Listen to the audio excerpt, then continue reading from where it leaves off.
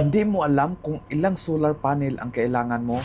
Sa video na ito, ipapakita ko actual computation gamit ang 6 kilowatt solar system ko.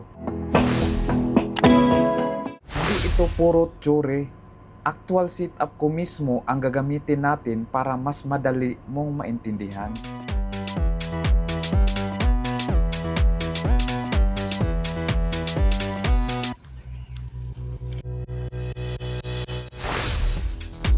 Step 1. Alamin mo muna ang monthly consumption mo. Example, kung 300 kWh per month ka, hatiin mo sa 30 days around 10 kWh per day.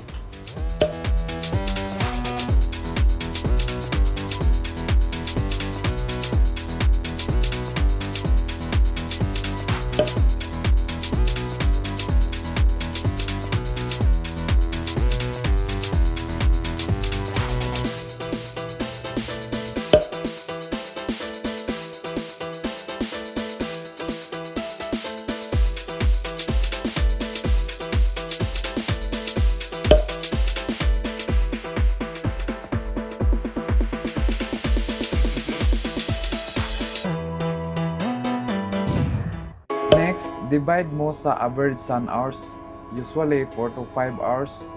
So, 10 kilowatt hour divided by 4.5, around 2.2 kilowatt system ang kailangan.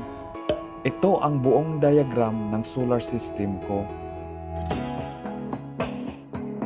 Dito nagsisimula ang system, solar panels, dito nanggagaling ang power. Dadaan ito sa DC protection para safe ang system.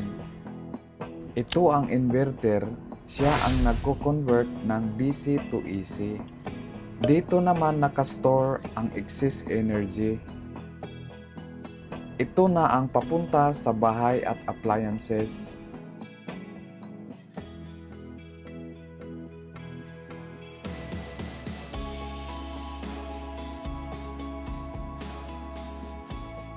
Kung 700 watts ang panel mo, divide mo lang, so kailangan mo around 3 to 4 panels para makover ang load mo.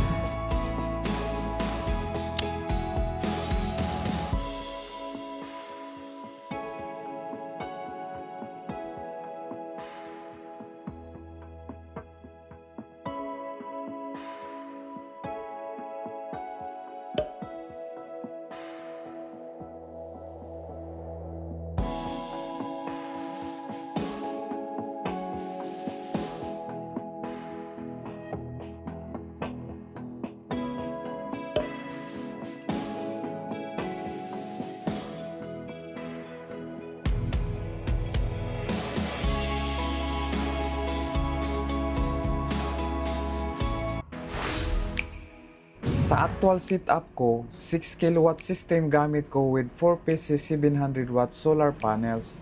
Ito ang ginagamit ko sa bahay ko ngayon. Sa araw, okay ang production, napupuno niya ang battery at kaya din ang consumption namin.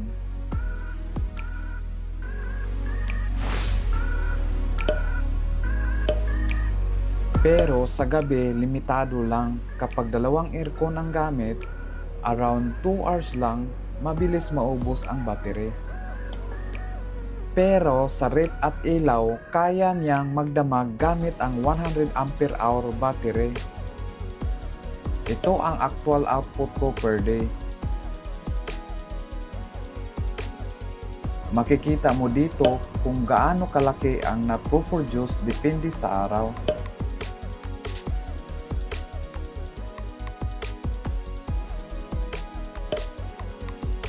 Umabot din siya ng mga 2.5 kilowatt, pero kapag tirik na tirik lang ang araw,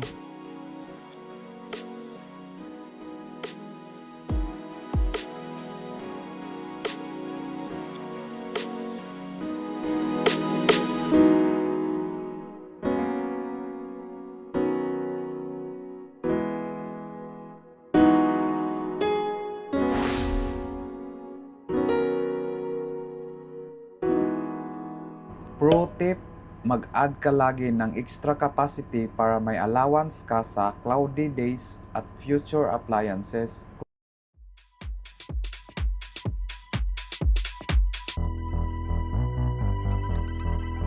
Ito ang actual experience ko sa 6 kW solar system na gamit ko ngayon.